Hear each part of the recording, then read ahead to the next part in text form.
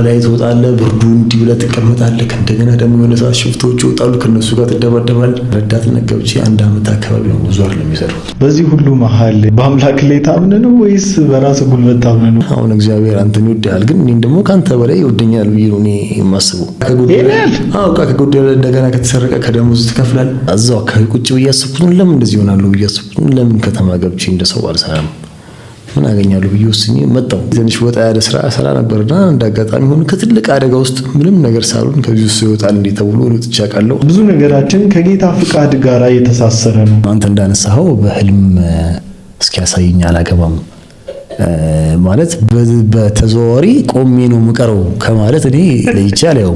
ፊት አያስታውቅም ማለት ነው። ማን ያለ ቤቢ ፌስ ማለት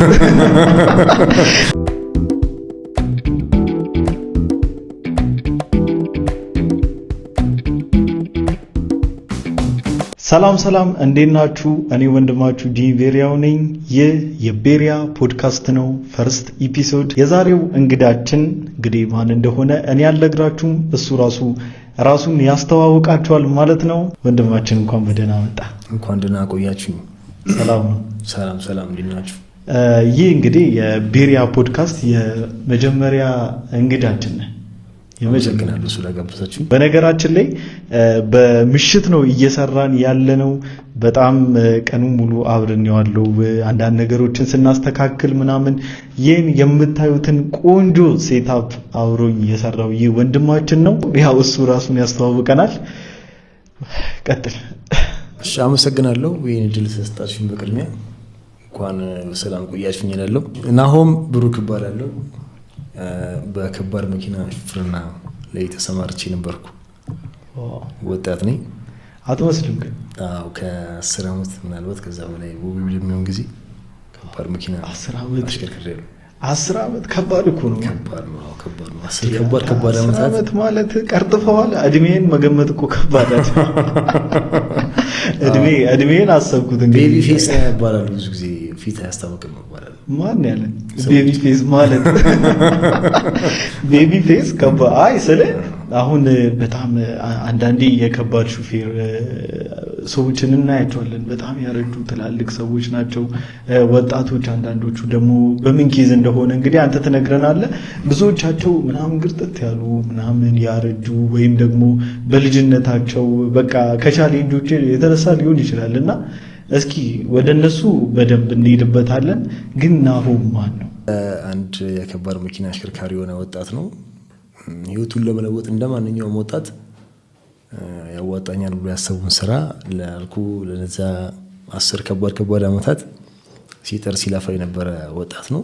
ተወልጄ ያደግኩት እዚሁ አቃቂ አካባቢ ነው። እዚሁ አቃቂ ቱሪዲምቱ በተለምዶ በሚባለው አካባቢ ተወልጄ ያደግኩት እዚሁ ነው። የተማርኩትም እዚሁ ነው። በጣም በጊዜ ነው ወደ ስራ የሚገባሁት። ትምህርት ምናምን አቋርጠ ማለት ነው? አቋርጬ ነው ትምህርት አቋርጬ ጎን ለጎን እየተማርኩም ስራ ሰራ ነበረ። እየተማርኩም ልክ ከትምህርት ቤት መውጫ ሰዓት ላይ ያገኘሁትን ስራ እየሰራው ራሴን እየደገፍኩኝ፣ ያው ከመካከለኛ ገቢ ካላቸው ቤተሰቦች ከመካከለኛም ትንሽ ዝቅ ካለ ገቢ ካላቸው ቤተሰቦች ነው የተገኘሁት እና ራሴን በመደገፍ ነበር ስማር የነበረው። ከዛም በመቀጠል እድሜ 17 18 አካባቢ ትምህርት ምናምን ያቋረጥከው ወይስ? ትምህርት ያቋረጥኩት 18 እድሜ አካባቢ። ስንተኛ ክፍል ላይ ነው ያቋረጥከው? 10ኛ ክፍል ተፈተንኩና አልመጣልኝም ውጤት እና አቋረጥኩ ይባላል? አዎ አቋረጥኩ ይባላል። አሁን ለምሳሌ ያው ወዳጅ ጓደኞቼ ቀጥለው ኮሌጅን ተምረው ምንም ተምረው አንተ የኮሌጁ ምናምን ኢንተረስቱ አልነበረህም? ነበረኝ፣ ገብቻለሁኝ። ግን 1 ዓመት እዛ አድማስ አፈነገጥ 1 ዓመት ተምሬ ከዛ በኋላ አላወጣኝም። መስራት ነበረብኝ። አዎ፣ በጣም ብዙ ወጣቶች በነገራችን ላይ አንዴ ከትምህርቱ ዓለም ወጣ ካልን መመለሱ ይከብደናል። እኔ ራሴ አሁን ዩኒቨርሲቲ ነበርኩኝ። አንዴ ዊዝድሮ ሞልቼ ወጣው ምቀጥል መስሎኝ ተስፋ አድርጌ ነበረ። ግን በቃ ሞራልህ አይመጣልህም። ስራ መስራት ነው የምትፈልገው ከዛ በኋላና ያ ነገር አሁን በቤተሰቦችም ቅሬታ ምናምን ነገሮች ይኖሩታል። አሁን ትምህርት ማቋረጥ አብዛኛው ቤተሰቦች ትምህርት ላይ በጣም ዴዲኬትድ ሆነ እንድትቀጥል ይፈልጋሉና ከዛ አንፃር ምናምን ቤተሰቦች ቀጥል ምናምን ብሎ ምናምን አልገፋፉም? አዎ ይገፋፋል ብዙ ጊዜ። ለምሳሌ አሁን ትምህርት የምታቋረጥበት ሁኔታ ወሳኝነት አለው ብዬ አስባለሁ። ለምሳሌ እንዲሁ አንዳንድ ጊዜ ልጆች አሁን ቦዝ ነው ወይ ወደ ሱስ ገብተው ወይ በሆነ ምክንያት ትምህርት ሊያቋርጡ ይችላሉ። አንተ ደግሞ በዚህ በኩል ደግሞ ኑሮን ለማሸነፍ ግዴታ መስራት ደግሞ ሊጠበቅብህ ይችላል። ግዴታ መስራት፣ ገንዘብ ማግኘት፣ ቤተሰቦችን መደገፍ፣ ራስን መደገፍ ሊጠበቅብህ ይችላል። ለምሳሌ ስትማር የራስን ደብተር ራሴ መግዛት ኃላፊነት ካለብህ፣ ዩኒፎርምን ራሴ ማሰፋት ኃላፊነት ካለብህ፣ አንዳንድ ወጪዎችን መሸፈን ኃላፊነት ካለብህ ግዴታ መስራት አለብህ። እኚህን ሁሉ ለራስ ነበር የምታደርገው? በፊት ቤተሰብ ነበር? ከተወሰነ ጊዜ በኋላ የኔ ቤተሰቦቼ ክፍለ ሀገር ነበር የሚሰሩት፣ እዚህ አልነበሩም። እና የት ሀገር ሰው ነው በነገራችን ላይ? እዚሁ አዲስ አበባ? አንተ እዚሁ አዲስ አበባ ተወልደን ያደግከው? እኔ አዲስ አበባ ተወልጄ ነው ያደግኩት። አባቴ 6 ኪሎ መነን ዩኒቨርሲቲ ጀርባ ነው ተወልዶ ያደገው። እናቴ ግን እንግዲህ የተባለው ነው ከዚህ ከጉጂ ክልል ከዛ ነው ያመጣው። ሻኪሶ አካባቢ ፋዘር አንደኛ።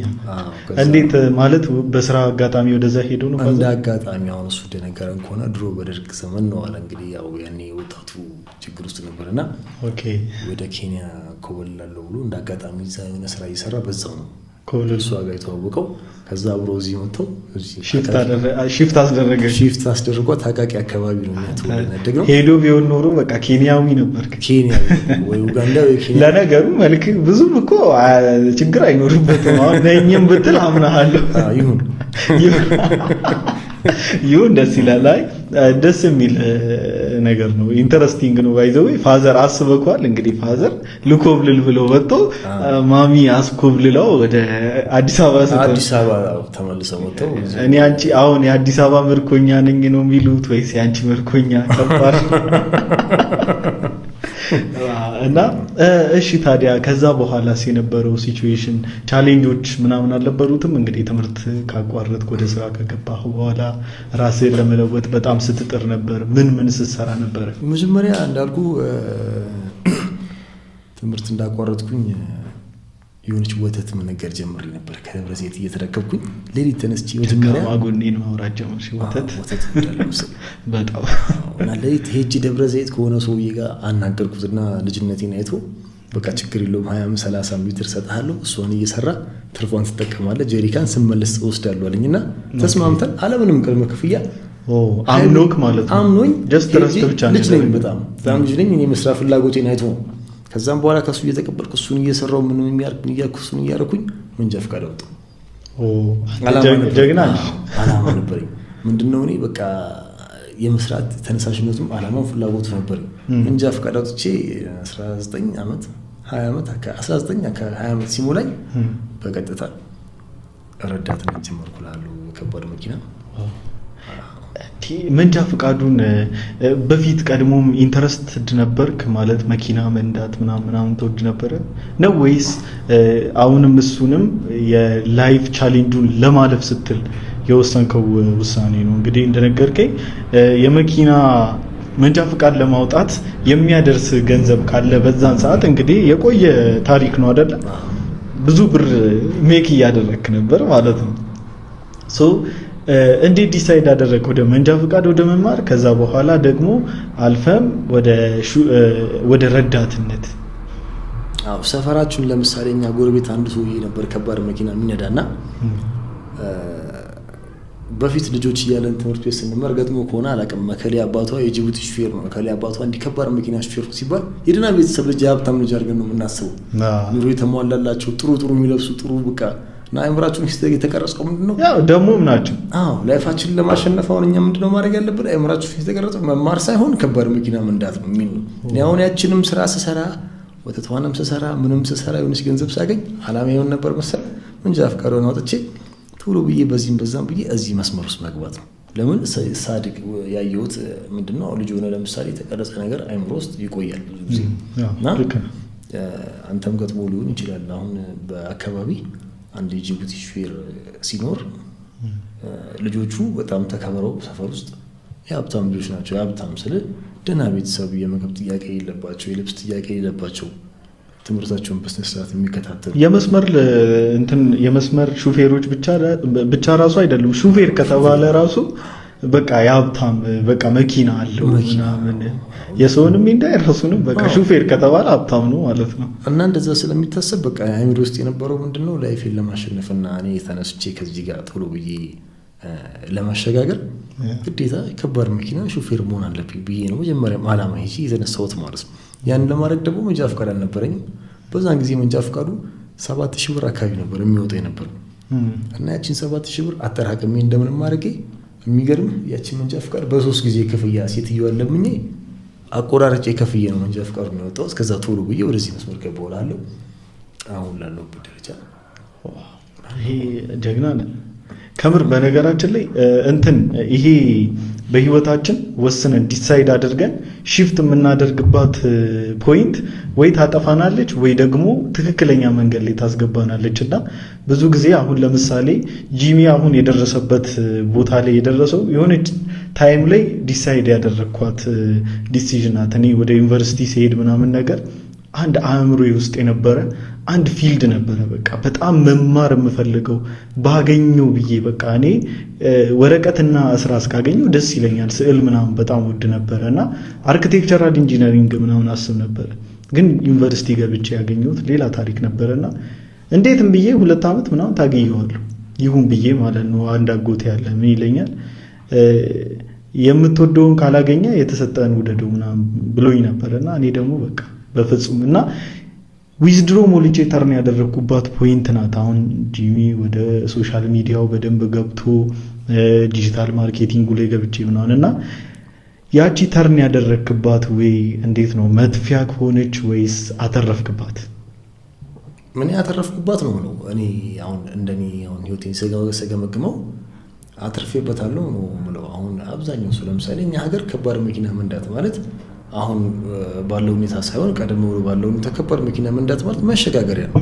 የተሻለ ገቢ ያለው የተሻለ እድል ያለው ለተጠቀመበት ሰው ልክ አሁን ሶሻል ሚዲያ እንዳለው አሁን ያኔ አልነበረም። አሁን ሶሻል ሚዲያ ለምሳሌ አሁን በጣም ትልቅ እድል ያለው ነገር ነው ለሚጠቀምበት ሰው። እንዲሁ ከባድ መኪና የሚያኔ በዛን ጊዜ ሹፍርና ከባድ መኪና ሹፍርና ለተሻለ ለሚጠቀምበት ሰው ለሚያስተውል ሰው ጥሩ መሸጋገሪያ። አሁን ብዙ ጊዜ እኛ ሀገር ልጆች ብዙም ዝንባሌያቸውን አይመርጡም። ለምን መሰለህ የማይመርጡት? አሁን ያው በሲም ይታወቃል ሁላችንም ሜዳ ልጆች ነን። አሁን እዚህ ጋር 4 ሰዎች ብንሰበሰብ 3ቱ በጣም የዝቅተኛ ገቢ ያለው ነው የሚሆነውና አሁን አንተ ለምሳሌ ዝንባሌ ኳስ ሊሆን ይችላል፣ ዝንባሌ የሆነ ነገር ሊሆን ይችላል። ከዛ ቤተሰብ ምንድን ነው የሚለን? ዝም ብለህ አጥና ሶላር እንጀራ የሆነ ማጥና ነው የሚለን።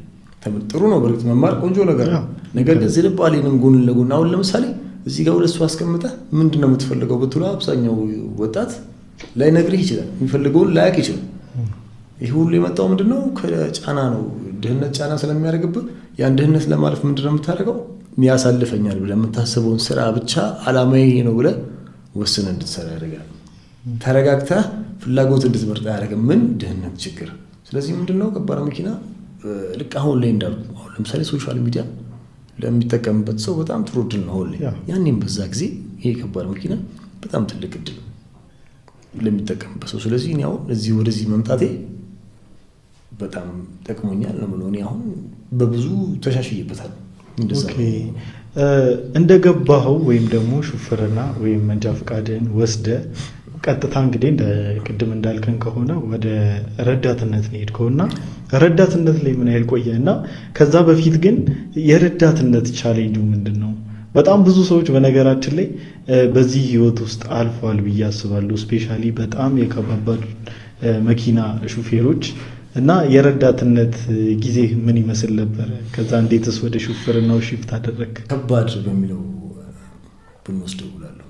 ከባድ በፊት እኔ በነበርኩበት ሰዓት ረዳት ስትሆን የስራው ጫና አለ።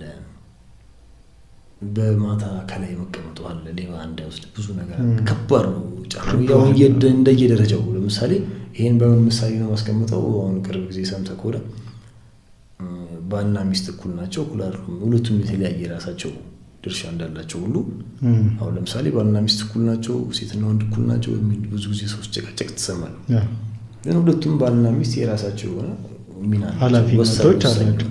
ረዳታቸው የራሳቸው ሪስፖንሲቢሊቲ አላቸው። ረዳትና ሹፌሩም እንደዛው ነው። አለ ረዳቱ ሹፌሩ ብቻውን ሊሰራ አይችልም። ካለ ሹፌሩ ደግሞ ረዳቱ መኪናውን ሊያንቀሳቀሱ አይችልም።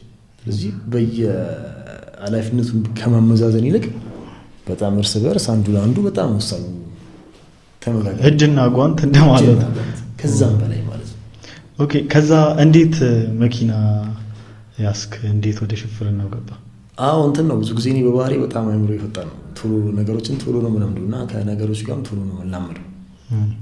ረዳትነት ገብቼ 1 ዓመት አካባቢ ነው ብዙ አይደለም የሰራሁት። እርግጥ 1 ዓመት ነው የሰራሁት እና እግዚአብሔር ረድቶኝ ለማለት እችላለሁ። እግዚአብሔር ረድቶኝ ተወሰነ ጊዜ የመጀመሪያውን 4-5 ወር ነው የተቸገርኩት። እንዳልኩ ማላውቀው ከባቢ ነው ማላውቀው ስራ ነው። የመጀመሪያውን 4-5 ወር በጣም ክፉኛ ተፈተንኩኝ። ከዛ በኋላ እያለ እግዚአብሔር ረድቶኝ ሞገስ ሆኖኝ ሰዎች አመኑብኝና ወደዚህ ደረጃ በቃው እላለሁ እንጂ እኔ አሁን የማስታውሰው እኔ ያደረኩት ሹፌር ለመሆን ከዛ ከረዳትነት ተነስቼ ይሄ ነው ምን ነገር የለም። እግዚአብሔር ረድቶኝ ብሎ ነው የሚሻለው። ምክንያቱም እንደ ማንኛውም ረዳት ስራ በምሰራበት ሰዓት ነው ሰዎች አምኖኝ መኪና ሰጥቶኝ አንድ ደረጃ ከፍ እንድል ያደርጉኝና ያቺ ክፉኛ ያልካት ሞመንት ምን አይነት ሞመንት ናት? አዎ ምን መሰለህ አሁን ለምሳሌ ወደ ክፍለ ሀገር ስንሄድ ረዳት ሆነን እንዲህ ሸቀጣ ይጫናል ወደ ክፍለ ሀገር እና ልክ የሆነ ጫካ ምናምን ያለበት አካባቢ ውስጥ ደርስ ከላይ ትወጣለህ ሌባ ዘራፊ አስቸጋሪ ነው አይደል? እሱ ነገር ብዙ ጊዜ እንሰማዋለን። አስቸጋሪ ነው። ከላይ ትወጣለህ ብርዱ እንዲህ ብለህ ትቀመጣለህ። እንደገና ደግሞ የሆነ ሰዓት ሽፍቶች ይወጣሉ ከነሱ ጋር ትደባደባለህ። እቃ ከጎደለ እንደገና ከተሰረቀ ከደሞዝ ትከፍላለህ። በጣም አስቸጋሪ። አንተ አስበው እስቲ ያንን ሁሉም ያህል መኪና እቃ ተሰርቆ ኬት አምጥተህ ትከፍላለህ? በርህራሄና በምህረት የእውነት በቃ ለሚደረገው በሽፍቶችም ለሚወሰድብህ እቃ ሪስፖንሲብል ማለት ነው። አዎ ለምሳሌ ምን ማድረግ ትችላለህ? መሳሪያ ምናምን ተጠቀሙ ነበር? አንጠቀም። ለምሳሌ ባለ ንብረቱ ሹፌሩን ኃላፊነት ይሰጠዋል። ከሹፌሩን ነው የሚጠይቀው ባለ ንብረቱ። ሹፌሩ ደግሞ በዛው ልክ ደግሞ አንተን ነው የሚጠይቀው።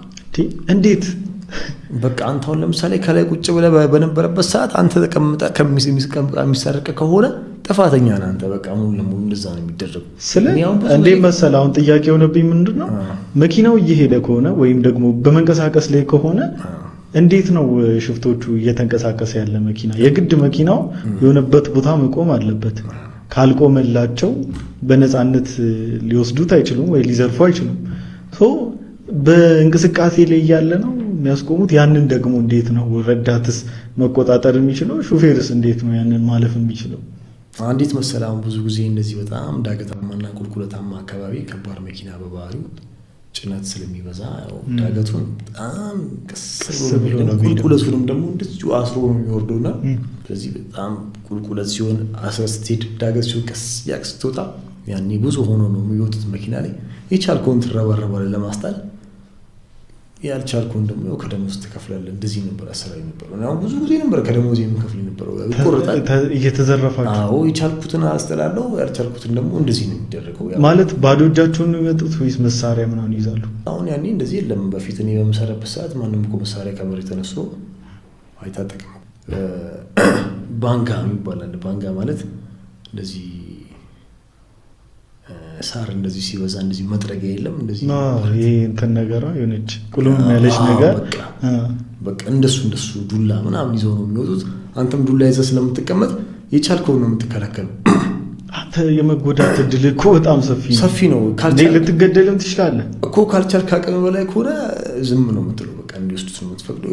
ወደ ዕቃ ከደሞዝህ ካበለህ ትከፍላለህ። እንደዛ አይጎዱህም ማለት አሁን ለምሳሌ አንዳንዶቹ ወስደውም ተነስቶ አይ ቺማ የወግናት የባህላት ብሎ ተክል ያደርጉ ይችላሉ ምናምን ይችላሉ። እንግዲህ እንዳልኩ ነው አሁን ቅድም መግቢያ ላይ እንደነገርኩ ያው እግዚአብሔር ጠብቆኝ በሚለው እግዚአብሔር ይመስገን ብዙ የሆኑ ሰዎች አሉ። እንግዲህ በጣም ብዙ ክፉ ነገር የደረሰባቸው ሰዎች አሉ። ግን ያው እግዚአብሔር ጠብቆኝ እንጂ አለፍኩ። ያው እግዚአብሔር ይጠብቃል። የሚታደግ አምላክ ነው። ግን ሹፍርናውም ምንድነው ከረዳቱ ይለያል ብዬ አላስብም። እንግዲህ የባሰ ነው። እንደውም በሹፌሩ ይበረታል። እንደውም አንዳንዴ ሹፌሩን ሀብታም አድርጎ ያስባሉ። ከዛ በኋላ ደግሞ ረዳቱን ደግሞ ደሃ ቢሆን ነው ረዳት የሆነው ብሎ ስለሚያስቡ ደሃው የመጠቃቱ እድሉ ጠባብ ሊሆን ይችላል። ቢገሉትም ቢመቱትም የሆነ ነገር ቢያደርጉትም ምንም አይጠቀሙ። ሹፌሩ ግን አትሊስት ይጠቅማቸዋል። እና ወደ ሹፍርናው ስትገባ ከዚህ የባሰ ጦስ ውስጥ ገባለሁ ብለህ አላሰብክም ነው ወይስ ፓሽን ስለሆነ ብቻ ነው የገባበት? ፓሽኔ ነው ማለት ምን መሰለህ፣ አሁን መቼም ህልም ተፈርቶ ሳይተኛ አይታደርም። ዞሮ ዞሮ አንድ ሰው ረዳት ከሆነ በኋላ ያው ቀጥሎ ሹፌር ነው የሚሆነው። ምንም ጥያቄ የለውም። እድገት ነው፣ አንደኛ እድገት ነው። ሁለተኛ ደግሞ እንዳልኩ እኔ አላማ ነበረኝ መጀመሪያም በቃ ሰርቼ የምደግፋቸውን ሰዎች መደገፍ፣ እንደገና ራሴን ማሻሻል። ይህን ደግሞ ለማድረግ ግዴታ ሹፌር መሆን ነበረብኝ። ችግሮች አሉት፣ ግልጽ ነው እንዳልኩ። አሁን ለምሳሌ በዚህ በሂሳብ ስራ ውስጥ ከገባ ማለት ነው ኢትዮጵያ ውስጥ ሹፍርና በጣም የተሻለ ስራ ነው። ከገቢ አንጻር፣ ከብዙ ነገር አንጻር፣ ከገንዘብ ነፃነት አንጻር፣ ከጊዜ ነፃነት አንጻር፣ ከብዙ ነገር አንጻር እና ይሄ ደግሞ ያው ዞሮ ዞሮ ሁሉም ነገር የራሱ የሆነ ሳይድ ኢፌክት አለው። የሹፍርና ሳይድ ኢፌክት ደግሞ ይሄ ነው፣ ከባድ ነው። ያው ግን እንደዛም ሆኖ አሁን አብዛኛውን ሹፌር በተለይ አብዛኛውን የመስመር ሹፌር አንስተክ ትንሽ ብታዋራውና እንደዚህ በጣም እንደከበደው ቢነግርህ ነገሮች እንዳስፈሩት ቢነግርህ እና ስራተውና ቤት ቁጭ በል ብትለው አንድ ወር ተቀምጦ ሁለተኛ ወር ላይ ተመልሶ ሊናፍቆ ይችላል። ተመልሶ ዋው ስቃዩ ሊናፍቆ ይችላል። ሁሉ ነገር በቃ ሊናፍቆ ይችላል። እንዳለ ሆኖ እንግዲህ አሁን ቅድም ያልኩ ነገሮች እንደውም በሁለት በሶስት ተባስተው ነው እዚህ ጋር የሚጠብቁ። እንዳልከው እዚህ ጋር ስትመጣ ሹፌርና ገንዘብ አለ ተብሎ ይታሰባል። እንደገና ያው ዞሮ ዞሮ እየሰራ ነው ብዙ ነገር ታገኛለህ ተብሎ ይታሰባል። ስለዚህ ከዚህ ጋር አሁን ቅድም ከነገርኩ ረዳትነት ላይ ከነገርኩ ችግሮች በሁለት በሶስት ተባስተው ነው የሚጠብቁ ነገሮች ላንተ ነው የሚከፍት። ግን እኛም ሆኖ ያው ወደ ሆኖ በቃ ማለት ውስጥ ገብቶ ነው የምትሰራው። ሹፍርና ስትሰራ ውስጥ ገብቶ ነው የምትሰራው። ችግሮች እንዳሉት ግልጽ ነው፣ ግን ተጋፍጠህ ለመስራት ነው። ያ እንትና ይሉላችሁም አሁን ሽፍታዎች ከመጡ ሊዘርፋችሁ ከመጡ ራሳችሁን የምትከላከሉበት መሳሪያ አይፈቀድም። አይ ቲንክ ሹፌር ስትሆን እንደዚህ አይነት ነገር አይፈቀድም ይመስለኛል። እንግዲህ ከብዙዎቻችሁ ሰምቼ ስለማላውቅ አሁን ይሁን አይሁን አላውቅም። ግን ደግሞ በቅርብ እንኳን አንድ ቪዲዮ አይቼ ነበረ የሆነውን ሲመታው መንገድ ላይ ምናምን በጣም ብዙ ሰው እንዴት እንዲደረጋል ሹፌሮች እየተጎዱ ነው ምናምን እያሉና ያለውን ቻሌንጅ በቪዲዮም ደረጃ እናየዋለን። አንዳንድ ቦታዎች ላይ ደግሞ ጭራሽ መኪናውን አፍጥኖት ካልሄዱ በስተቀር መንገድ በድንጋይ እየዘጉ ምናምን እሾ ምናምን እያደረጉ ልክ ደግሞ ጥሳቸው በቃ የመጣው ይምጣ ብለህ ልክ ጥሳቸው ስትሄድ ደግሞ በድንጋይ ሲሉት መስታወቱን ሲያራግፉ ምናምን በየጊዜው ቪዲዮዎች ምናምን ከውጪ ድረስ አለ እንደዚህ አይነት ነገሮች እና በዚህ ሁሉ መሃል ነው ፈተናዎቹ ከብደውክ ለመተው በቃ ቤት ብቀመጥስ ለእናቴ ብኖርስ ብለህ ዲሳይድ ለማድረግ ድርስ አውቃለሁ። ብዙ ጊዜ ከአንድ ሁለት ሶስት ጊዜ ለምሳሌ ሁለት ጊዜ ሽፍታ ይዞኝ ያውቃል። ከአንድ ሙሉ ጊዜ ሽፍታ ይዞኝ ያውቃል። አውቃለሁ ብዙ ጊዜ አንዴ እንደውም በቃ ወስኜ ነው በቃ ወስኜ ሌላ ነገር ነው የምሰራው ብዬ ሁላ ስራ አመቻችቼ እዚህ አዲስ አበባ መሰራው ስራ ምን ብዬ መጥቼ መኪና መልሼ ሌላ አይነት ስራ ሌላ አይነት ማንነት ይዤ ተንቀሳቅሼ አንድ ወር ሳልቀመጥ ነው ተመልሼ ስራው በማላውቀው ሁኔታ ሁለተኛ ወር ላይ ተመልሼ እዛው መስመር የተገኘሁት ማለት ነው። ተበላሽቶብህ ስራ ምናምን ተበላሽቶብህ ነው ወይስ በዚህ ሁኔታ? አሁን በሰላሙ ሁኔታ ሁለት ጊዜ እንዳልኩ ሽፍታ ይዞኝ ያውቃል ከአንድም ሁለት ጊዜ እና ለምንድን ነው ያዙ ማለት እቃው ዘረፋ ነው ሽፍታ መንገድ ላይ ነው ወይስ አሁን ናው ዴይ እንደሚደረገው ይዘውክ ምናምን ይሄን ያህል ክፈል ወይ አይደለም? እንደሱ ገጥሞኝ ያውቅም። አሁን እንደዚህ ይባል እንጂ ብዙ ጊዜ እነሱ ያሉበት አካባቢ እንደዚህ የሚወራበትም አካባቢ ሄጂ ሰርቻ ቃለው ግን እንደዚህ ገጥሞኝ ያውቅም። ስለምናገር እግዚአብሔር ጥበቃ ነው። ግን ሽፍታ ደግሞ ልክ አለ አይደል? ለምሳሌ ጨለማን ተገና አድርጎ እንዲቀደም እንዳልኩ ድንጋይ እየዘጉ ነገር እየዘጉ ይደረቅ እንደሱ ሁለት ጊዜ ሶስት ጊዜ ገጥሞኝ ያውቃል። እንዴት ታዲያ አለፍኩ? ያው እንደማንኛውም ሰው ተዘርፈ ትንሽ ተመታ አልተጎዳም። ትንሽ ብዙም ባይሆን ምን ነው አካላ አይጎልም። ያው እንጃ ቋሲል ነው አምሰማው እንደሆነ በመታቀለ የቱ ጋር እንደተመታ ቋሲል ትሰማለህ። መጨረሻ ያው እንዲህ አንድ ሁለት ሶስት ጊዜ ገጥሞኛል። ታዲያ እንደነገርኩ ለመጨረሻ ጊዜ ላቆም የወሰንኩበትን ጊዜ ይሁን ሀገር ላይ እንደዚሁ ሽፍታ ይዞን እንደዚህ በቃ በሞትና በሕይወት መካከል የሆነ ድንገት እግዚአብሔር አተረፈኝና ከዛ በኋላ በቃ ቁጭ ብዬ አሰብኩት። በቃ እዛው አካባቢ ቁጭ ብዬ አሰብኩት ለምን እንደዚህ ይሆናል ብዬ አሰብኩት። ለምን ከተማ ገብቼ እንደሰው አልሰራም ምን አገኛለሁ ብዬ ወስኜ መጣሁ። ከተማ መጣሁ። ሜትር ታክሲ ለመስራት ወሰንኩና መኪና አዘጋጀው። ምን አልኩኝ ራይድ ማለት ነው ሜትር ታክሲ ማለት ለመስራት ወሰንኩና 2 ወር ምናምን እንደሰራው በቃ ውስጤ ሊቀበል አልቻለም፣ ከውስጤ ሊወጣ አልቻለም። 3ኛ ወር ላይ እንዳልኩ ተመልሼ ወደዚህ ስራ ተመለስኩ እላለሁና አንድ ጊዜ ከገባህበት ቱም ለመተው ውስጥ አምኖ አይቀበልም እና ያ ነው። በዚህ ሁሉ መሀል በጣም ብዙ አደጋዎችን በጣም ብዙ የሽፍታ ፍላጻ አልፈሃል እና በዚህ ሁሉ መሀል እንዴት ነበረ? በአምላክ ላይ ታምነህ ነው ወይስ በራስ ጉልበት ታምነህ ነው ይሄ ሁሉ ሪስክ ስትወስድ የነበረው? በአምላኬ ነው። የሚገርም ነገር አሁን አንድ ነገር ብነግርህ አሁን እግዚአብሔር አንተን ይወድሃል፣ ግን እኔን ደግሞ ከአንተ በላይ ይወደኛል ብዬ ነው እኔ የማስበው። እግዚአብሔር አሁን ልጆቹን ይወዳል፣ እኔን ግን ከሁሉም ሰው በላይ ይወደኛል ብዬ ነው የማስበው። ምክንያቱም አሁን ብነግርህ ለምሳሌ ድራማን ፊልም ከሚመስል ነገሮች ምንም ነገር ሳልሆን ወጥቼ አውቃለሁ። ከትልቅ አደጋ ወጥቼ አውቃለሁ። ያው የሆነ ጊዜ ትንሽ ወጣ ያለ ስራ ነበርና እንደ አጋጣሚ ሆኖ ከትልቅ አደጋ ውስጥ ምንም ነገር ሳልሆን ከዚህ ውስጥ ይወጣል እንዴ ተብሎ ወጥቼ አውቃለሁ። አንድ የመኪና ከባድ ከሚባል አደጋ ውስጥ አለምንም ጭረት አለምንም ነገር ወጥቼ አውቃለሁ። ሌላ የተጎዳ ሰው ነበር? ምንም የለም። በቃ እኔም ረዳቴም አለምንም እንከን ወጥተን እናውቃለን። ሁለት ደግሞ እንደዚህ አሁን ላይ ካሉት ከምትሰማቸው አሁን የሚሰሙት የሀገራችን ሁኔታዎች አሉ። ከዛ ሁሉ ነገር በቃ ምንም ነገር ሳልሆን እግዚአብሔር ተጠንቅቆልኝ በሰዎች ፊት እንዳልቆም አድርጎኝ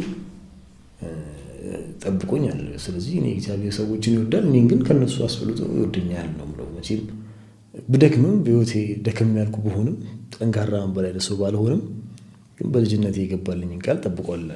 እስኪ ስለ የመኪናው አደጋ ስፔሲፊክሊ እስቲ ያው የእግዚአብሔርን ቸርነት የእግዚአብሔርን ክንደ ብርቱነት የምናይበት ስለሆነ በራስ ሚስቴክ የመጣ ነው ወይስ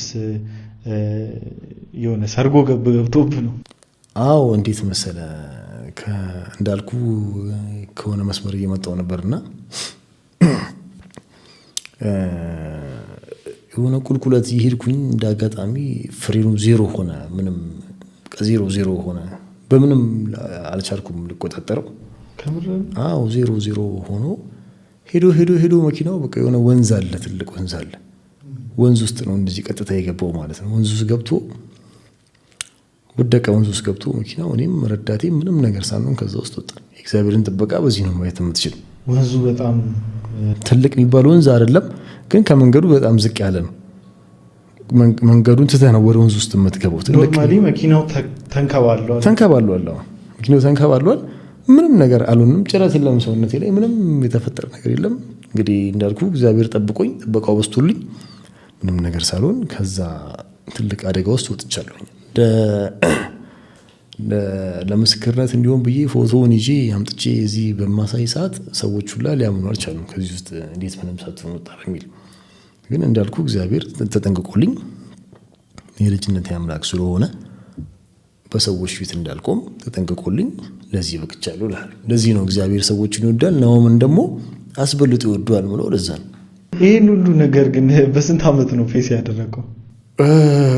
አሁን ምልህን ከ24 እስከ 27 ባሉት 3 ዓመታት ነው። ከባዱ ነው። አሁን በዚህ በሹፍርና ዘመን ውስጥ አሁን በእኛ ታይም ማለት ነው ከባዱና ያሳለፍኩት ከ24 እስከ 27 እስከ 28 ባለው ነው ከባድ የሚባለው። ምክንያቱም ያኔ እኔ ያው ደፋርም ነኝ፣ በባህሪ በጣም ደፋር ነኝ። በነገራችን ላይ ለምንም ነገር ወደ ኋላ ላይ አይነት ሰው አይደለሁም እና ሁሉም ነገር መሞከር ነው የምወደው። ማለት ምንም አይነት ስራ ይሁን ምንም አይነት ሪስክ ይሁን ሁለቴም አላስብም። በጣም ደፋር በላይ አይነት ሰው ነኝ እና ወጣ ያለ ስራ ስለምሰራ በዚህ በ3 ዓመት ውስጥ ከባድ ነገር አሳልፌ በሹፍርና ዘመኔ ከባዱ ጊዜ የ3 ዓመት ነው። በቃ እንዳልኩ አደጋው ማለት 3 ዓመት በጣም ተቀጥቅጣል። አዎ አደጋው ደረሰብኝ። ከሽፍታ መገናኝበት የሚገርም በሞት መካከል ሲል ያለፍኩበት 3 ዓመት በጣም ከባድ ነበረች ለኔ።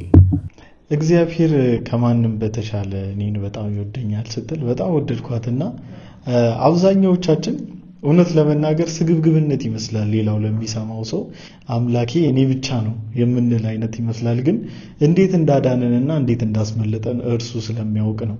እኛም ደግሞ እንዴት እንዳዳነን ከምን እንዳመለጠን ደግሞ እኛም እናውቃለንና ምን ቢገባ ነው እግዚአብሔር እኔም ብቻ ነው እኔም በጣም አብልጦ ይወደኛል ከአንተ በላይ አብልጦ ይወደኛል ልትል የቻልክበት? ጠንካራ መባል ክርስቲያን አይደለም። በእግዚአብሔር ቤት ነው ያደግኩት። ኮምፓሽን ነው ያደግኩት። በእርዳታ ድርጅት በጌታ ነኝ። ከስወለድ ጀምሮ ኮምፓሽን ውስጥ ነው ያደግኩት። ኮምፓሽን ማለት በየሀገሩ ምናልባት ሰምተህ ከነበረ በፕሮጀክት ተደርጎ ከውጭ ሀገር ስፖንሰር ተዘጋጅቶለት ልጆችን በሚረዳ ወንድማማቾች በምትባል ቤተክርስቲያን ውስጥ ኮምፓሽን ውስጥ የልጆች ልማት በሚባል እዛ ውስጥ ነው ያደግኩትና በጌታ ቤት ነው ያደግኩት።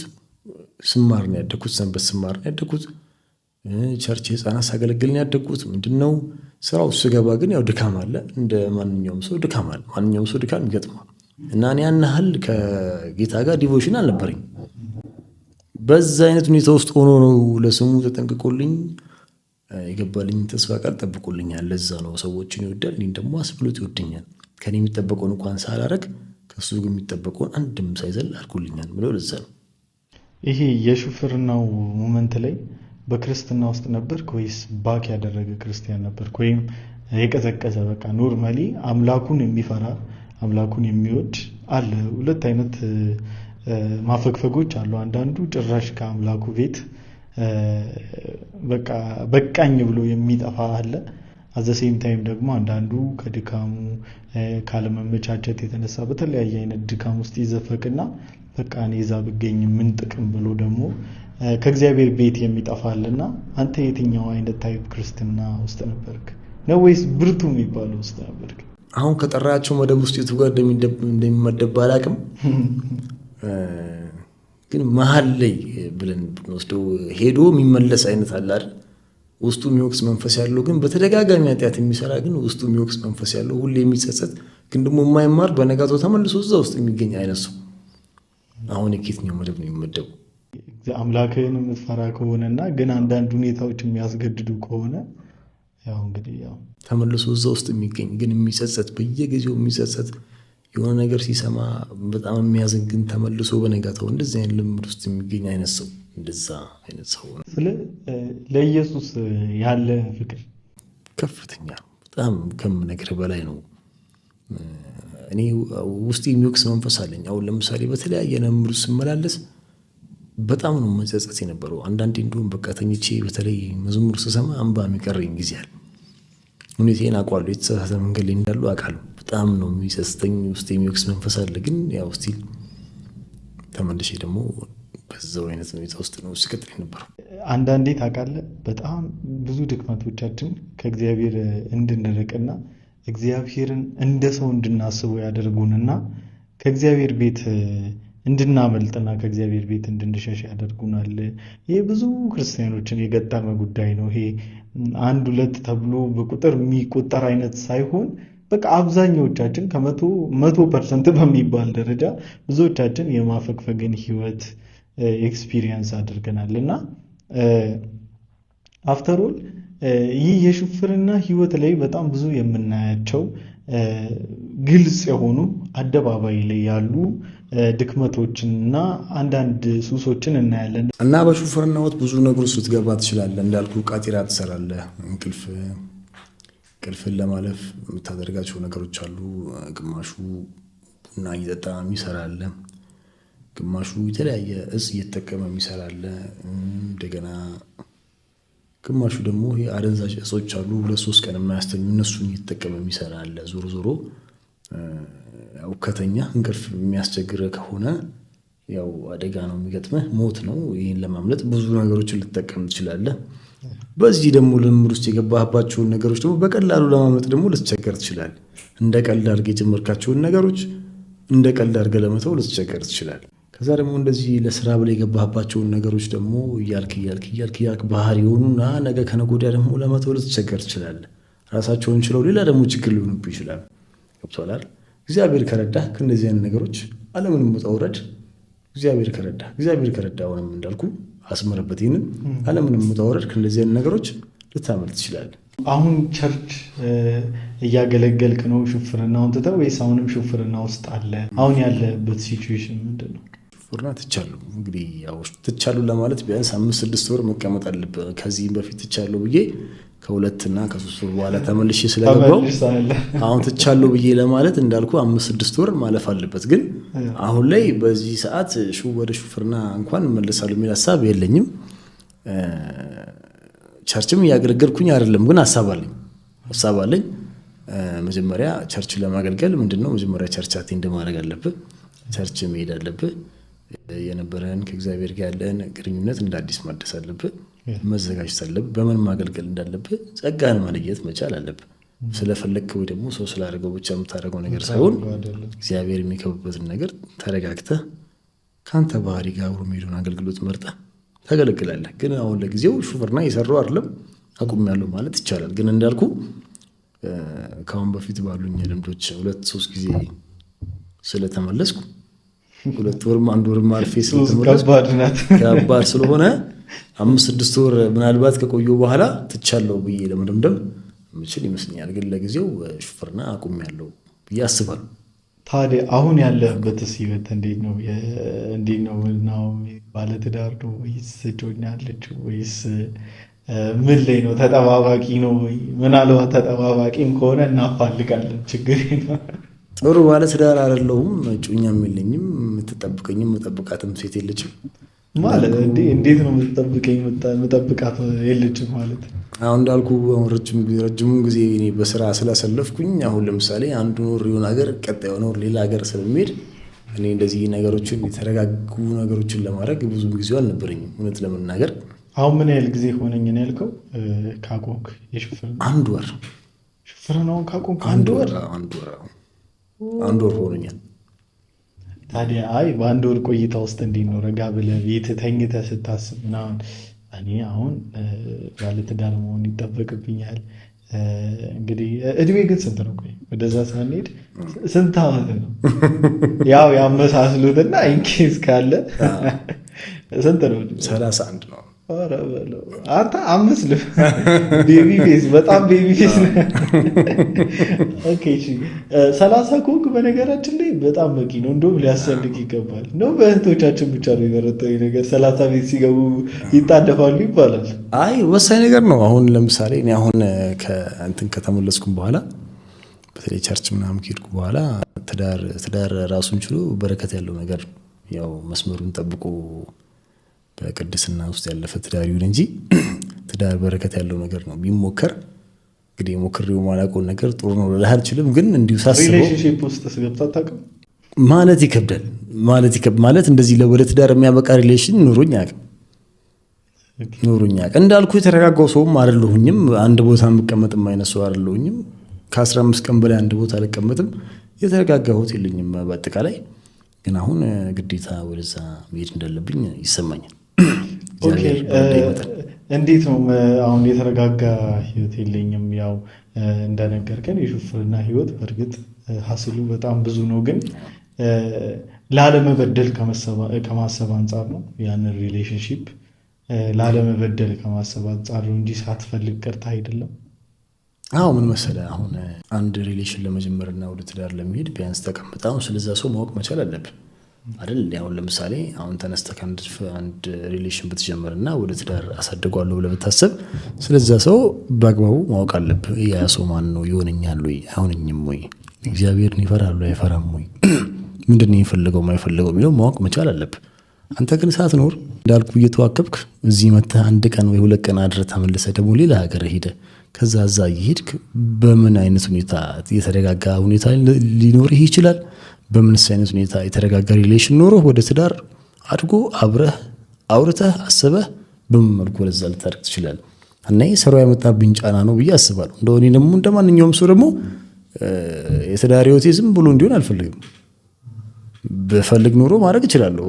እንደምታውቀው ሾፌር ሲኮን ልጆችም ሆነው ያገባሉ፣ ቶሎ ብሎ ልጅ ወልዳሉ። ይሄ የታወቀ ነገር ነው። አንድ መንገድ ላይ ስትሄድ ልቀር ትችላለህ፣ ዘርን ተካምና የሚል አባባል አለ። እኔ ግን ምንድነው ከትዳር ጋር ተያይዞ እንደዚህ ዝም ብሎ አይነት ትዳር አልፈልግም መኖርና ትዳር ሳስብ የተረጋጋ እንዳልኩ በቤተክርስቲያን ህይወትን አንድ እርምጃ ወደፊት ልታሻሽል የምትችል ሴት አንተም የሷ እንደዚህ ልታደርግ የምትችል ተረጋግተህ ካስበህበት እንደዛ ሲሆን ነው እኔ ደስ የሚለኝና በዛ ምክንያት ሲንግል ነኝ። ስለዚህ አሁን ከዚህ በኋላ ጠብቁ። አሁን ምንም ጥያቄ የለውም። አሁን እሮጣለሁ፣ ሸሻለሁ፣ እሄዳለሁ፣ መለሳለሁ የለም። እንዳልኩ እንግዲህ ከአሁን በፊት ካሉኝ ልምዶች ተነስቼ መቼ አልመለስም ብዬ ባልደመድምም ግን ትቻለሁ ብዬ ስላሰብኩኝ አሁን ግዴታ እንደዚህ ነገር ትኩረት አደርጋለሁ። እንዳልኩ እንግዲህ የነገን ማን ያውቃል? እግዚአብሔር ነው የሚያውቀው የነገን። ያ እግዚአብሔር ሁሉን አዋቂ ነው። በእርግጥ ግን አንዳንዴ ደግሞ እግዚአብሔር ሁሉን አዋቂም ቢሆንም አንዳንዴ የእኛ እርምጃዎችም አስፈላጊ ናቸው። እኛም ደግሞ አንድ ስቴፕ ወደፊት ገፋ ማድረግ ይጠበቅብናል ብዬ አስባለሁ። እኔ እግዚአብሔር የሚያዘጋጅ ጌታ ነው፣ አንተ ትሄድበታለህ ብዬ አምናለሁኝ እና ብዙ ሰው ስፔሻሊ የጌታ ፍቃድ ብለውን አንድ እያረጀ ያለ አንድ ሰው አውቃለሁ። ጌታ ከምሬ ነው ነግር አሁን የምነግር ነገር ሪል የሆነ ነገር ነው። ጌታ በህልሜ እስኪያሳየኝ ድረስ አላገባም ብሎ አላገባም ግደሉኝ በቃ ብሎ ከምራው ሽበት ሆኖ ኢቭን እድሜው እየገፋ ከመምጣቱ የተነሳ ራሱ በቃ ሌላ ታሪክ ውስጥ ምናምን አሁን እንደውም አይ ቲንክ ዲፕረስድ እየሆነ ያለውን ላይ ይመስለኛል። እና አንዳንድ ሰው የጌታን ፍቃድ በምን መልኩ እንደሚረዳ ሳስብ ምን ያህል ስህተት ውስጥ እንዳሉ ለመረዳት እችላለሁ። እና የጌታ ፍቃድ ማለት ለአንተ ምን ማለት ነው? መቼስ ቅርታና እኛ ክርስቲያኖች ብዙ ነገራችን ከጌታ ፍቃድ ጋር የተሳሰረ ነው፣ የማይካድ እውነት ማለት ነው። እና የጌታ ፍቃድ በናሆም ህይወት ውስጥ ምንድን ነው? አሁን ቅድም አንተ እንዳነሳኸው በህልም እስኪያሳየኝ አላገባም ማለት በተዘዋዋሪ ቆሜ ነው ምቀረው ከማለት እኔ ለይቼ አላየውም። ሚስት አላገባም እመንናለሁ ከሚለው ለይቼ አላየውም። ተረዳኝ አይደል? የጌታ ፍቃድ ፍጹም ደስ የሚያሰኝ ነው። እግዚአብሔር የልብን መሻት ነው የሚሰጥህ። ዞሮ ምንድነው አሁን ለምሳሌ እንደ ክርስቲያን ቸርች ውስጥ እንዳደገ ሰው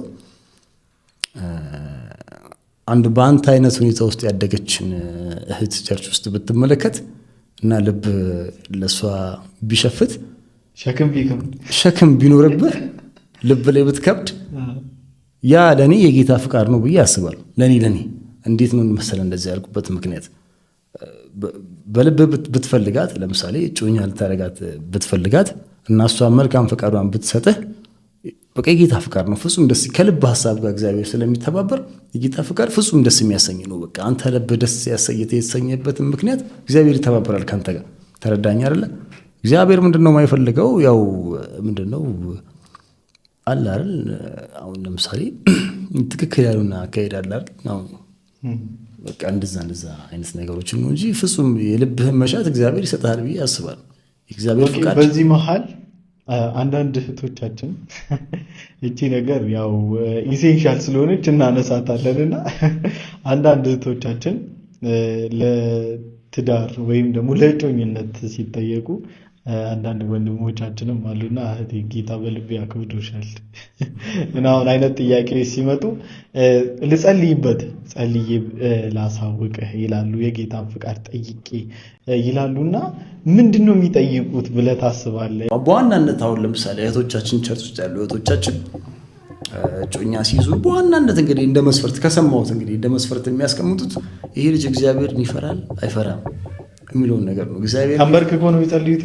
አዎ ይመስለኛል። ተንበርክከው እንግዲህ እግዚአብሔርን ይፈራሉ። እግዚአብሔር ሐሳብ በዚህ ላይ ምንድነው ለልቤ አሳውቀኝ ብሎ የሚጸልዩ ይመስለኛል። ኦኬ ከካራክተር መረዳት አይችሉም ማለት ነው። ይቻላል። አሁን ላይ እንግዲህ እንደምታውቀው አብዛኛው ሰው ምላሱ ላይ ስኳር ልቡ ላይ መርዝ ነው ያለው እንግዲህ አብዛኛው ሰው። ስለዚህ ግን አሁን ሰዎችን ለመገንዘብ ምላሱ ላይ ስኳር ልቡ ላይ መርዝ ከባድ ነው እና ሰዎችን ለመገንዘብ ትንሽ የሚከብድ ይመስለኛል። አብዛኛው ሰው በማስመሰል የተካነ ስለሆነ እና ሰው ደግሞ የሚፈልገውን ነገር ለማግኘት ሲል የፈለገውን ጥግ ድረስ የሚሄድ ስለሚችል እሱ ያው ትንሽ አስቸጋሪ ይመስለኛል። ኦኬ እንደዛ ብለን ካልን እግዚአብሔር ይሄ ልጅ አይሆንሽም እንግዲህ ያው የልብ ክፋትም ይኑረው ልብ ውስጥ ተንኮልም ይኑር እግዚአብሔር ሁለቱንም በአንድ አይን ያያል ብዬ አምናለሁ። እኔ በግሌ ግን በምትጸልይበት ጊዜ የእውነት እግዚአብሔር ይሄ ሰው አይሆንሽም፣ ይሄ ሰው ለአንቺ አይሆንም ይላታል ብለህ ታስባለህ? አላስብም። እንግዲህ መጽሐፍ ቅዱሳችንን የምናየው ብዙ ጊዜ ክርስቶስ በምሳሌ ነው ሰዎችን የሚያስረዳው። ምናልባት እንግዲህ ይህ ሰው መጥፎ ነው ይህ ሰው ጥሩ ነው ይላል ብዬ አላስብም። ግን የልብ አምላክ ስለሆነ እንግዲህ እንደ ቅርበቷ መጠን ለልቧ ይናገራታል ብዬ አስባለሁ። የዛን ሰው ካራክተር ነው ወይስ ደግሞ መምረጥ ያለባት እንዴት ማድረግ እንዳለባት እና የእሷን ህይወት እንዴት ሊድ ማድረግ እንዳለባት ነው ሊነግራት የሚችለው? እሱንማ መጽሐፍ ቅዱስ ላይ የተቀመጠ ነገር ስለሆነ ማለት በጸሎት ስለጸለይክ እንዴት አድርገህ ህይወትን ማለት ከሪሌሽን መምራት እንዳለብህ በጸሎት የምትቀበል አይመስለኝም። ዞሮ ዞሮ በቅድስናና እግዚአብሔርን በመፍራት የምትኖር ከሆነ ዞሮ ዞሮ ህይወት እንዴት መምራት እንዳለብህ በደንብ ታውቃለህ ብዬ አስባለሁ። ግን በተረፈው ደግሞ ምንድነው ለልቧ ጊዜው ይሁን ጊዜው ደግሞ አይሁን የሚለውን የሚናገራት ይመስለኛል። ለልቧ ይመስክርላት ይመስለኛል። ተንበርክካ ስትጸልይ ያ ሰው መጥፎ ነው ጥሩ ነው ከማለት ይልቅ ጊዜው ነው ወይ ደግሞ ጊዜው አይደለም ወይ ታገሺ ወይ ሚላት ይመስለኛል። እንግዲህ ለዚህ ይመስለኛል። በጣም በነገራችን ላይ ስለ ጌታ ፍቃድ ሲነሳ በጣም ብዙ የሚነሱ ጥያቄዎችም አሉ። አዘሴም ታይም ደግሞ በጣም ብዙ ደግሞ የሚባሉ ዲፊኒሽኖች የተሰጡት ዲፊኒሽኖች አሉ እና እኔ እግዚአብሔር እገሌ ይሆንሻል እገሌ አይሆንሽም ምናምን ብሎ ይላል ብዬ አላምንም። እኔ እንደዛ አላምንም። እግዚአብሔር ይልቁንስ እንደው ወደ ደካሞቹ አይኑን የሚያዘነብል ጌታ ስለሆነ ዛትስ ዋይ ኢየሱስ ክርስቶስን ለኛ ለደካሞች ለኃጢአተኞች ኢየሱስን ሰጠን ብዬ ማምነው። የሰውን ማንነት መቀየር አንችልም፣ ግን ራሳችንን እንድናስመልጥና እግዚአብሔር የሰውንም ያንተ ገመና ደባቂ ነው የእሱ ልብ እኮ መጥፎ ነው እሱ እኮ እንዲህ ነው ብሎ ስላንተ ለእሷ ይነግራታል ብዬ አላምንም።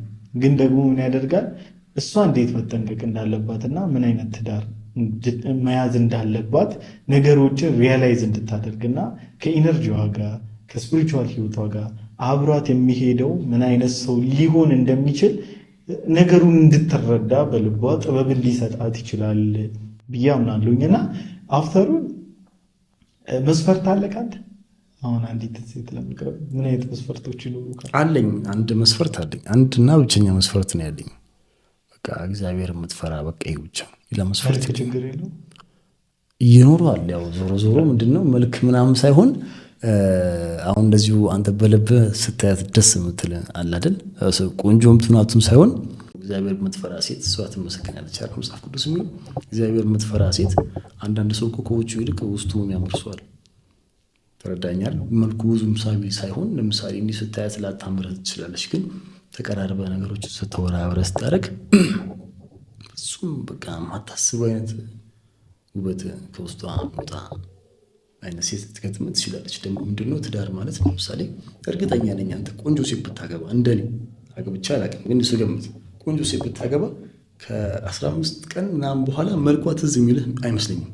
እንደኔ እንዴት በቃ ብዙም ጫናዎች ኑሮ ምናምን ሲመጣብህ ልጅቷ ማንነቷን ወይ ደግሞ አብረ ስለምሰራው ነገር ነው እንጂ የምታስበው ስለፊቷ መልክና ስለ አፍንጫዋ ርዝመት ስለ ከንፈሯ ጥበት ትዝ የሚልህ አይመስለኝም። እንደኔ ምክንያቱም ይሄ ነገር መጀመሪያ በእሷ እንድትሳብ የሚያደርግ ነገር ነው። የአፍንጫዋ ርዝመት ሊሆን ይችላል፣ ከንፈሯ፣ አይኗ፣ ይሄ መጀመሪያ እንድትሳብ የሚያደርግ ነገር ነው። ዞሮ ዞሮ ካልተሳብክ ወደዚህ ነገር መቅረብ አችልም።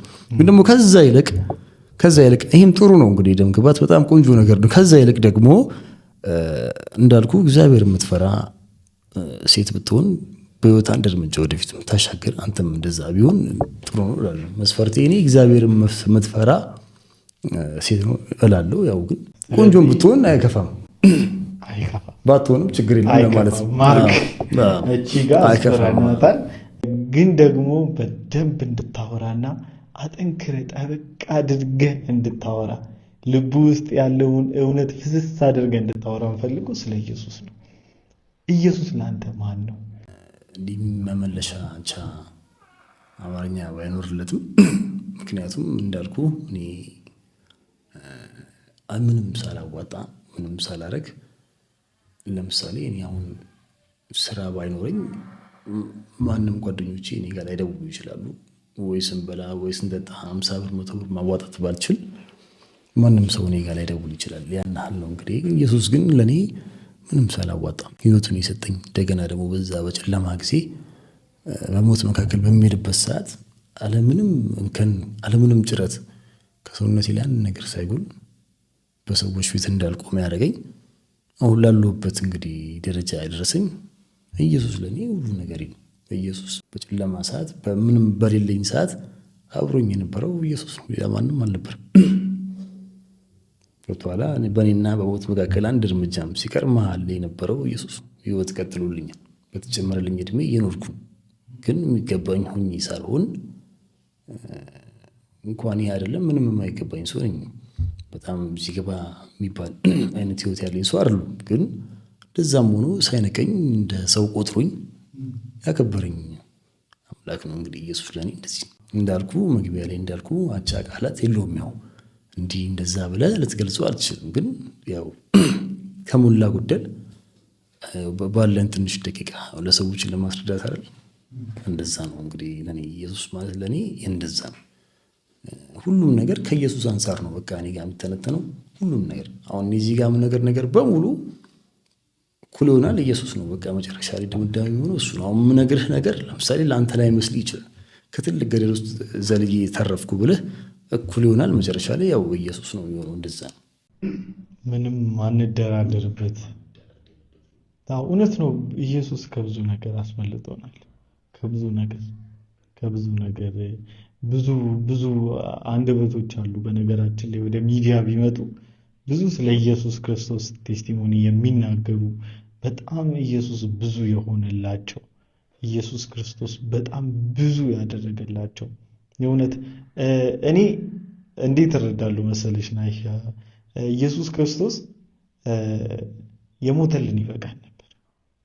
በቂያችን ነበረ ማለት የተሰቀለልን በቀራንዮ መስቀል ላይ የሆነልን የተተፋበት የተረገጠ በእሾህ አክሊል ባናቱ ላይ የተደፋበት በጅራፍ እየተገረፈ ስጋ የተበጨቀበት በቂያችን ነበረ። ግን ከዛም አልፎ ያንን ሁለታ እየረሳን ያንን ሁኔታ ያንን ሲቹዌሽኖች እየረሳን ዛሬም ታጥቦ ጭቃ አድሮ ቃሪያ እንሆንበታለን እና ኢየሱስ ከብዙ ነገር አትርፎናል። ወንድማችን አንተንም ስላተረፈ ወደ ራሱ ደግሞ ስለመለሰ እንዲሁም ደግሞ ቁጭ ብለን ስለ አምላካችን ስለ ክብሩ ስለ ቸርነቱ ስለ ምሕረቱ ባለጠግነት እንድናወራ የረዳን ጌታ ስሙ ይባረክ እና በጣም ደስ ብሎናል። እና ይሄ በጣም የሚገርም ቆይታ ነበር። በጣም የሚገርም ነው። እኔም አመሰግናለሁ። እግዚአብሔርን ቸርነት ማውራት በጣም ደስ ይላል። በነገራችን ላይ የተደረገለት ብዙ ነገር ያወራል። የተማረ ሰው ብዙ የተተወለት መተላለፍ ኃጢአት የተረሳችለት አንተን ቢያመሰግን ቢልስ ጎንበስ ቀና አሳነሰብህ እንጂ መቼ በዛና ትላለች እህታችን ዘማሪት አስቴር አበበ። በጣም ነው ወዳለሁ። ማንን ትወዳለህ ከዘማሪ? ተከስተን ወደዋለሁ። ሁሉንም እንወዳቸዋለን በነገራችን ላይ የሚለውን መዝሙር ደግሞ በልዩነት ወደዋለሁ። ይህንን ያየ ጠላቴ በእኔ ላይ ቀና ሞቷል እያለ በከተማው ሲያወራ እሱም በልዩነት ወደዋለሁ። የመስፍን ጉቱ በነገራችን ላይ ማለት የብዙ ሰው የልብ ምት የሚዘምር ሰው ይህ በልዩነት ነው ወደው። ነገራችን ላይ ብዙ ከህይወቴ ጋርም ስለሚገናኝ በጣም በልዩነት ነው ወደው። አሁን ራሱ እንደ አዲስ ነው እየከፈትኩ በቃ በየጊዜው የምሰማውና ስሰማው በጣም በብዙ እግዚአብሔር ይመስገን። እግዚአብሔር ነው በቃ ሁሉ ከሁሉ ነገር ብዙ ነገር ውስጥ ገብተን ማን እንደተወንሱ ተዋል ማን እንደተወንሱ ጥያቄ የለውም። ምንም ጥያቄ የለውም።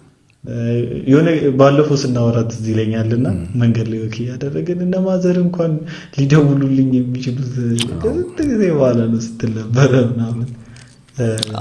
ረስቶ አይደለም በጭራሽ እንዳስለምርካቸው ነው። አሁን ለምሳሌ አንተ ተነስተህ የሆነ ሀገር ሄደህ ስልክ ሳይሰራ ወር ልትቆይ ትችላለህ። ከዛ ደግሞ ተነስተህ የሆነ ሀገር ይለምዱትና ከዛ አይረሱም እኮ ያስታውሱዋል። ግን በቃ ይለምዳል። አንተ የለህም በቃ ማንም አይደውልም፣ አንተም አትደውልም። ከወር በኋላ ትመጣለህ። በቃ እንደዚህ ዘላን ነው የምትሆነው። ቤተሰብ አልባ ምንም ፈላጊ የለው አይነት ሰው ህይወት ነው። ቅድም ሪሌሽን ላይ ያልተረጋጋው ነኝ ያልኩ ለዛ ከዚህም አንፃር ያ ለምን አልኩ መሰለ እንግዲህ ካሉ ሲቹዌሽን አንፃር ቤተሰብ እንኳን ነገሮችን ያንተን መጥፋት ለመድ ያደርግና ተወት ያደርጋል እንትን ስጣልተው አይደለም ወይም ተስፋ ቆርጦባ አይደለም በቃ ብቻ ግን ሲየለመደው ሲመጣ እና እግዚአብሔር ግን የኛን መጥፋት አይለምደውም ታውቃለህ በጣም ነው የገረመኝ እግዚአብሔር የኛን መጥፋት የኛን ከጉያው አለመንበርከካችንን አይለምደውም በቃ ተስፋ ያደርጋል እና ሁሌ እንደጠራን ሁሌ እንደናፈቀን ነውና እግዚአብሔር ስሙ ይባረክና በስተመጨረሻ እስቲ ለባንተ ኤጅም ላሉት እንግዲህ እኔም ታናሽ ወንድም ነኝ በኔ ኤጅም ላሉት ወጣቶች በአጠቃላይ ለወጣቶች ምን አይነት ምክር አለክ ስለ ኢየሱስ ምን ትላቸዋለህ ሳይረፍድ በጊዜ ወደዚህ ሰላምና እውነት ረፍት ብሎ ነው ወደዚህ ወደ ኢየሱስ ክርስቶስ ቢመጡ ይላሉ ነው ሁሉም ሰው ይህንን ነገር ቢቀምሰውና እኛ ያየነውን ቢያይ አላለሁ ሁሉም ሰው እንዳጠቃላይ ሁሉም ሰው ወጣቱ ብቻ አይደለም ሁሉም ሰው ነገር እንዲቃና ያስከው እንዲሰምሩ ሁሉ ነገር እንዲሰራ ኢየሱስን ነገር መካከል ማስገባት መቻል አለበት አለበለዚያ አስቸጋሪ ነው እንደምታስበው ላይሆን ይችላል ሊመስል ይችላል የቻልክ ሊመስል ይችላል የሞከርክ ሊመስል ይችላል ግን ሄደ አሁንም 30 ጊዜ ወርቀ መነሳት ነው የሚሆን ድግምግሞች ነው የሚሆን ለሁሉም ሰው መክሮ እኔ እሱን ከኔ ህይወት መማር ትችላላችሁ እኔ አሁን ብዙ የባከኑ ጊዜዎች አሉኝ ኢየሱስን ባለማስቀደሜ ምንም እንኳን ጥበቃው ይበዛልኝ ባለማስቀደሜ ብዙ የባከኑ ጊዜዎች አሉ ከኢየሱስ ጋር ነገር ቀላል ነው ለኢየሱስ የማይቻል ነገር የለም ሁሉንም ሰው ወጣቱ ብቻ አይደለም ሁሉንም ሰው እንዲህ እንደኔ እኔ ያለውበትን የክርስቶስን ሰላም ቢቀምሱትና ወደዚህ ቢጠጉላለው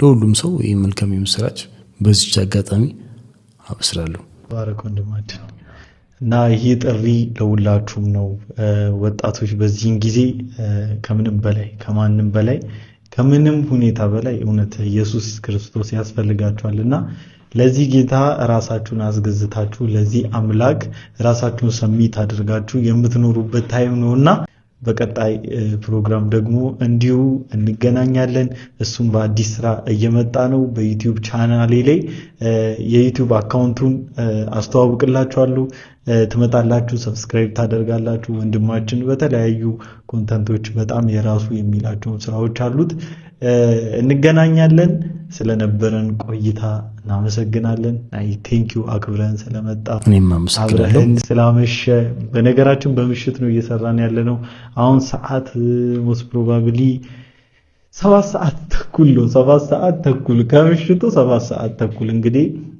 ሰው አክባሪነቱን በዚህ ማየት ይችላልላችሁ ከቀን ጀምሮ ደግሞ ይህን የምታዩትን የስቱዲዮ ሴትአፕ በመስራት ከኔ ጋራ ነበረ አብረን ነው ምሽታችንም አብረን ሆነ ከካሜራ ጀርባ ደግሞ ብራዘርሁድ ይሄንን የጂሚን ዩቲዩብ ቻናል ሰብስክራይብ ላይክ በማድረግ ቤተሰቡኑ በጣም የተሻሉ በጣም ቆንጆ እናንተ ሊያስተምሩ ሊያሻሽሉ የሚችሉ ሐሳቦች ይንሸራሸራሉ ቤተሰቡኑ እናንተም ተጋበዛላችሁ ትመጣላችሁ ህይወታችሁን ላልሰማ ሰው ማይመጣ የለም ላልሰማ ሰው ለሚጠቅመው ሰው ህይወታችሁን ታጋራላችሁ የአንዱ ሰው ታሪክ ለአንዱ መንገድ ሊሆን ይችላል መድኃኒት ሊሆን ይችላል የአንዱ ልምድ ለአንዱ ትልቅ ነገር ሊሆን ይችላል ካሜራማናችን መቅረባይ ስለነበረን ቆይታ እጅግ በጣም ስላደመጣችሁን እናመሰግናችኋለን የቬሪያ ፖድካስት ነው